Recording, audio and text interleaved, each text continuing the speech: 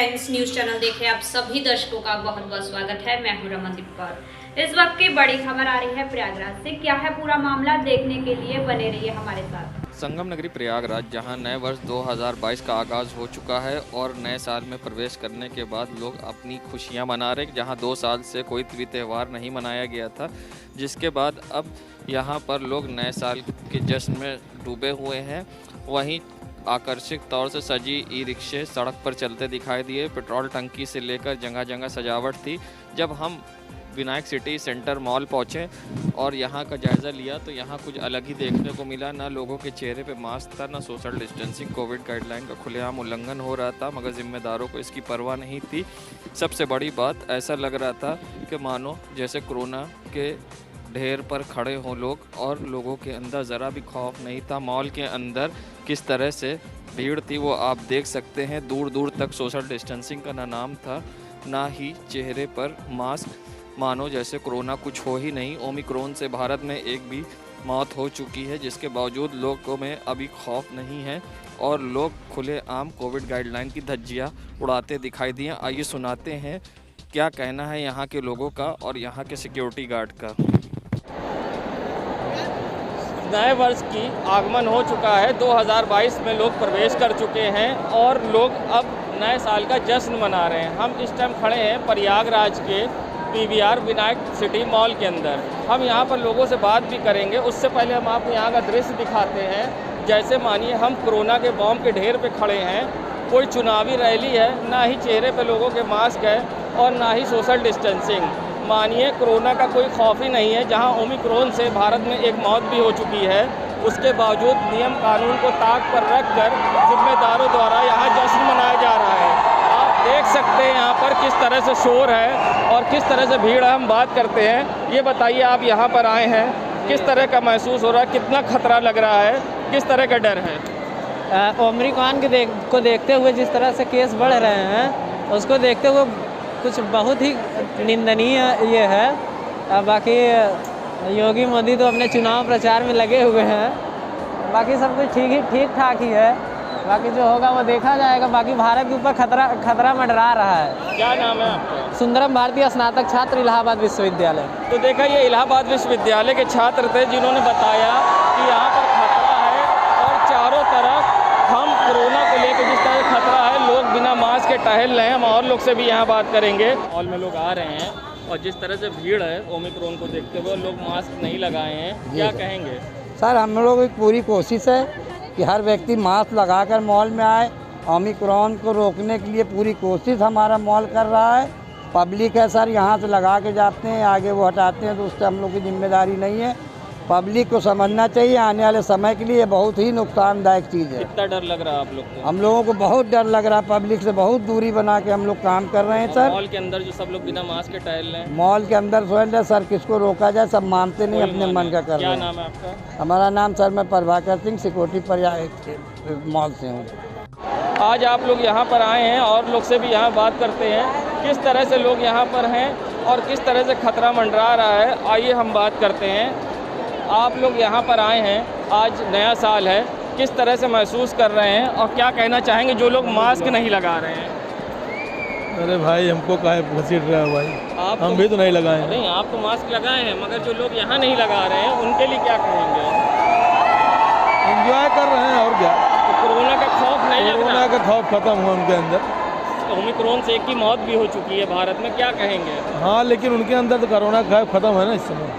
तो लोग नहीं पालन कर रहे हैं, पालन नहीं कर रहे हैं। तो जैसे कि आपने देखा कि लोगों का कहना था यहाँ कोई भी कोविड गाइडलाइन का पालन नहीं कर रहा है और खुलेआम यहाँ पर कोविड गाइडलाइन की धज्जियाँ उड़ाई जा रही हैं और यहाँ के मॉल प्रशासन की ओर से ये बड़ी लापरवाही सामने आई है, जहाँ ओमिक्रॉन से भारत में एक की मौत भी हो चुकी है।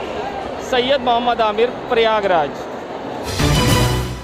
संगम नगरी प्रयागराज में जहां सपा के शहर दक्षिणी के पूर्व विधायक ने 400 सीट जीतने की सपा की बात कही थी और समाजवादी के आगे किसी पार्टी के न टिकने की बात की थी, जिसके बाद अब आम आदमी पार्टी के जिला अध्यक्ष डॉक्टर अल्ताफ अहमद ने समाजवादी पार्टी पर निशाना साधा है। क्या कुछ कहा है आप जिला अध्यक्ष डॉक्टर अल्ताफ अहमद ने, आइए सुनाते हैं आपको। दावा तो 2017 में भी किया था, आप हैं क्या?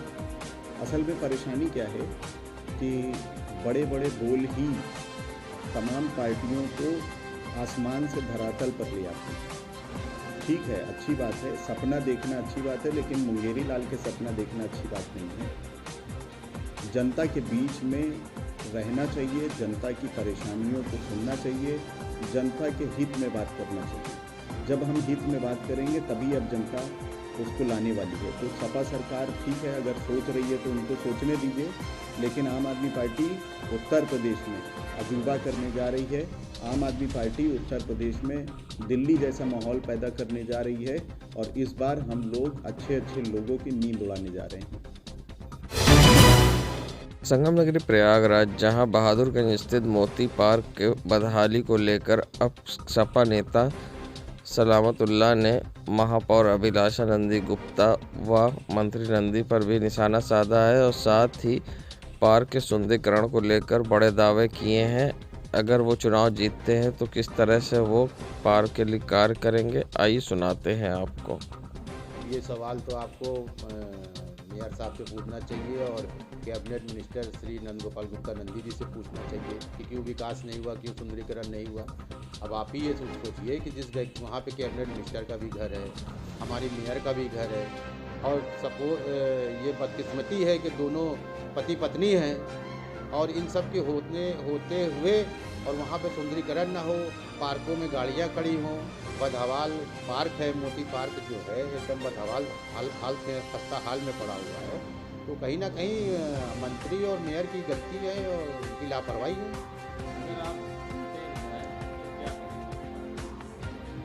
तो हम सही कराएंगे, सुंदरीकरण उसका कराएंगे, तत्काल प्रभाव से कराएंगे। आपने मेरे नॉलेज में डाल दिया, जनता का आशीर्वाद मिला, माननीय राष्ट्रीय अध्यक्ष जी के आशीर्वाद से चुनाव लड़े सर्वश्री से, तब विकास करेंगे, उस पार्क का जो सुंदरीकरण करवाएंगे।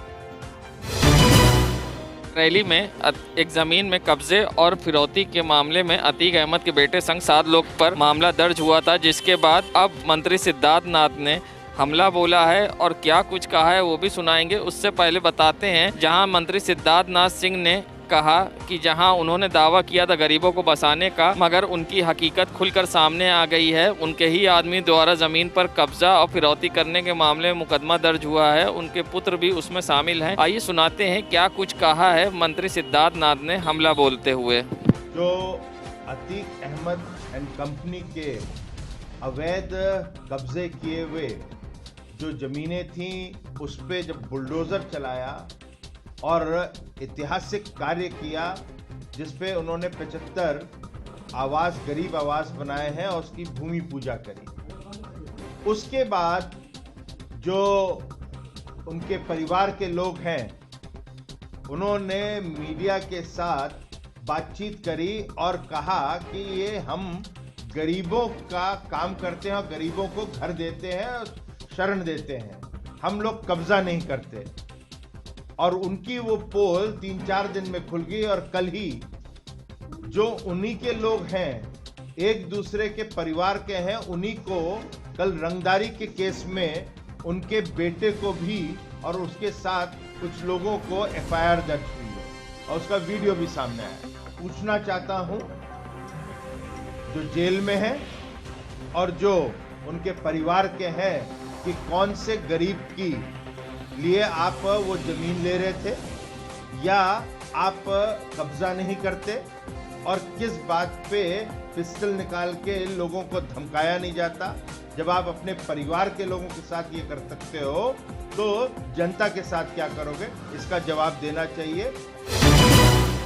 सांसद अतीक अहमद की पत्नी ने आरोप लगाया था कि मुख्यमंत्री को भ्रमित करके मंत्री सिद्धार्थ नाथ भूमि पूजन करा रहे हैं, जिसको लेकर अब मंत्री सिद्धार्थ नाथ सिंह ने अतीक अहमद की पत्नी पर निशाना साधा है। आइए सुनाते हैं क्या कुछ कहा मंत्री सिद्धार्थ नाथ ने। अतीक एंड कंपनी और उनके जुड़े हुए परिवार वो कहते हैं और मीडिया में कह रहे हैं कि हमने कोई गुनाह नहीं किया।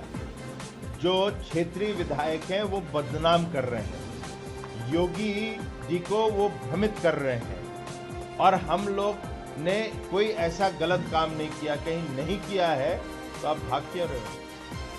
आप अपने जो आपकी कर्म भूमि है, जहाँ पे आप कहते हैं कुछ किया नहीं है, प्रयागराज पश्चिमी, तो यहाँ से भाग क्यों रहे हो? कभी कानपुर की तरफ भागते हो, अब पश्चिमी में मेरठ की तरफ भाग रहे हो।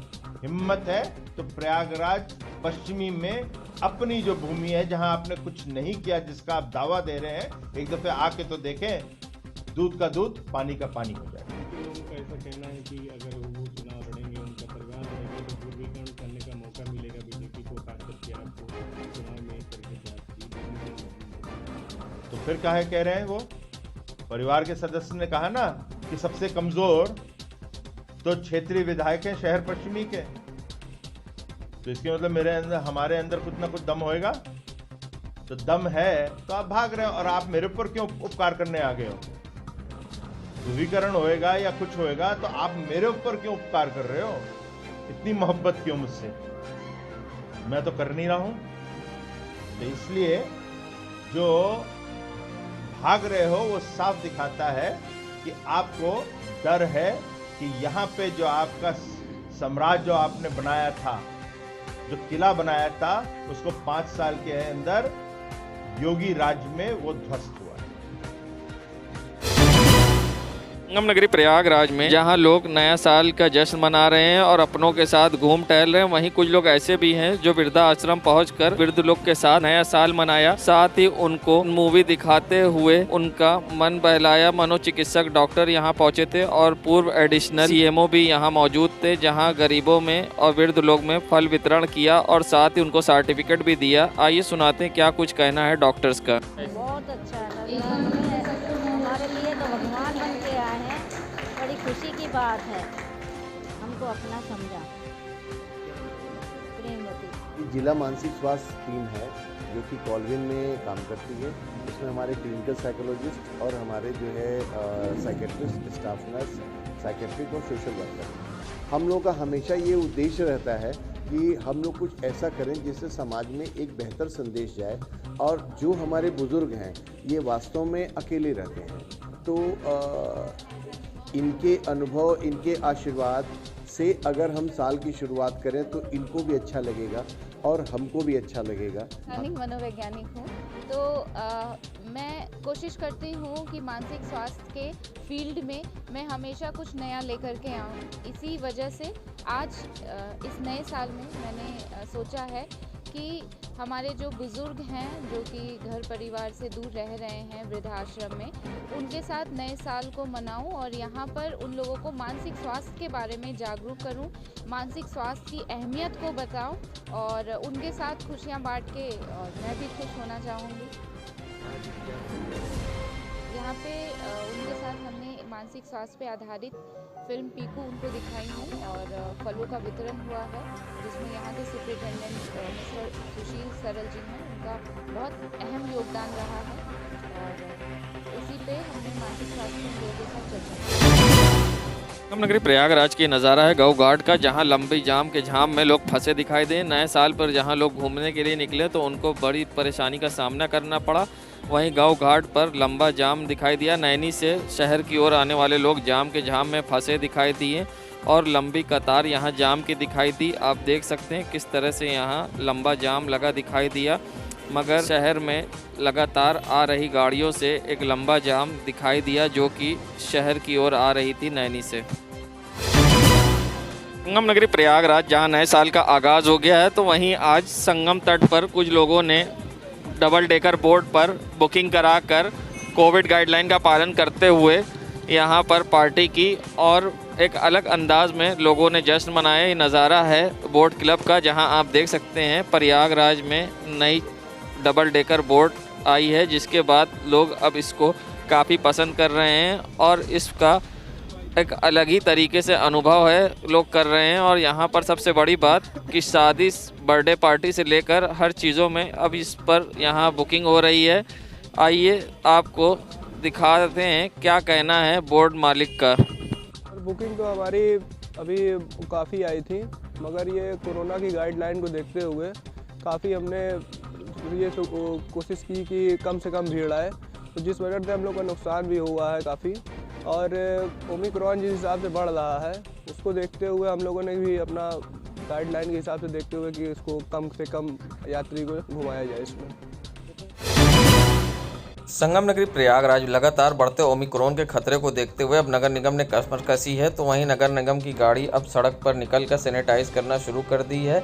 वहीं अब जगह जगह नगर निगम की गाड़ियां सैनिटाइज करती दिखाई दी और वहीं इसी कड़ी में आज नगर निगम की गाड़ी ने जीरो रोड बस स्टैंड को भी सैनिटाइज किया और लगातार नगर निगम ओमिक्रॉन को देखते हुए अब हर जगह सैनिटाइज कराना शुरू कर दिया है।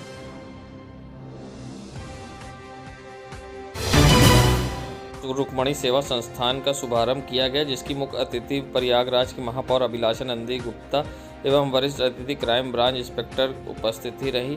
इन कार्यक्रम में सभी पदाधिकारी को मनोज्ञापन पत्र देकर संस्था की मुहिम को जरूरतमंदों को निःशुल्क भोजन एवं गरीब अनाथ बच्चों को निःशुल्क वस्त्र वितरण रहा। आज का रुक्मणी संस्थान द्वारा त्रिवेणी की रसोई की तैयार भोजन संगम तट पर रह रहे गरीब अनाथ व्यक्तियों को भोजन वितरण किया गया। साथ ही संस्था द्वारा इन बच्चों के लिए निःशुल्क कोचिंग का भी उद्घाटन किया गया। देखिए, रुक्मणी सेवा संस्थान द्वारा यहाँ पर अन्नपूर्णा जो भोजन का शुरुआत किया गया है यहाँ पर, और बहुत अच्छी मुहिम है। कुमार अतुल जी और उनकी पूरी टीम, जिस तरह से रजत अग्रवाल अध्यक्ष जी और उनका पूरा लोग मिलकर, और उसमें हमारी बेटियां भी बहुत सारी सहयोगी हैं, सब लोग मिलकर एक बेहतर कार्य कर रहे हैं इस प्रयागराज में, जिन्होंने शुरू किया है कि जो भूखे हैं उन तक भोजन पहुंचाना और जिनके पास वस्त्र नहीं है उनको वस्त्र का मुहैया कराना।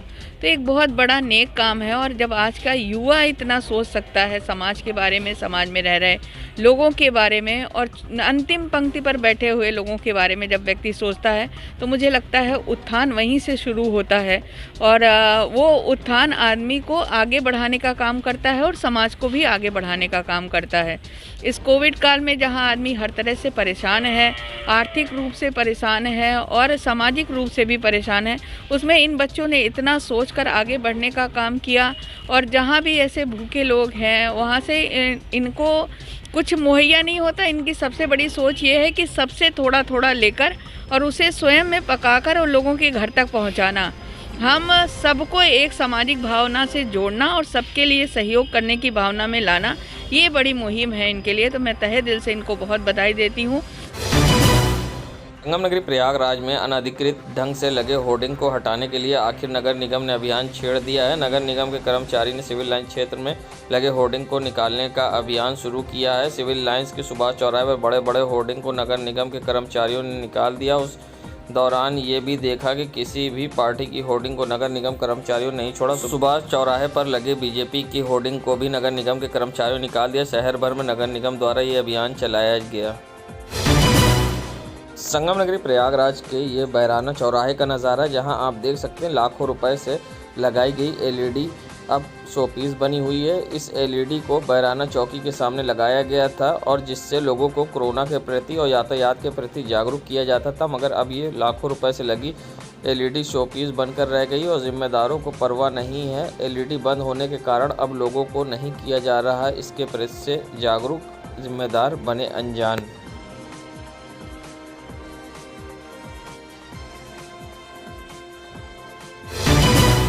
संगम नगरी प्रयागराज में कीटगंज में जहां सिपाही द्वारा एक ही परिवार के 2 लोग को गोली मारने की बात आई थी सामने, जिसके बाद देर रात एक भाई की मृत्यु हो गई थी, जिसके बाद लोगों ने आक्रोश भी जताया था और सड़क पर शव को रखकर चक्का जाम भी किया था, जिसके बाद पुलिस ने समझा बुझाकर 24 घंटे में गिरफ्तारी की बात की गई थी, मगर अभी भी आरोपी पुलिस की गिरफ्त से बाहर है, जिसको लेकर आज परिजनों ने शांतिपूर्वक कैंडल मार्च निकाला और इसमें मोहल्ले के लोग भी शामिल हुए।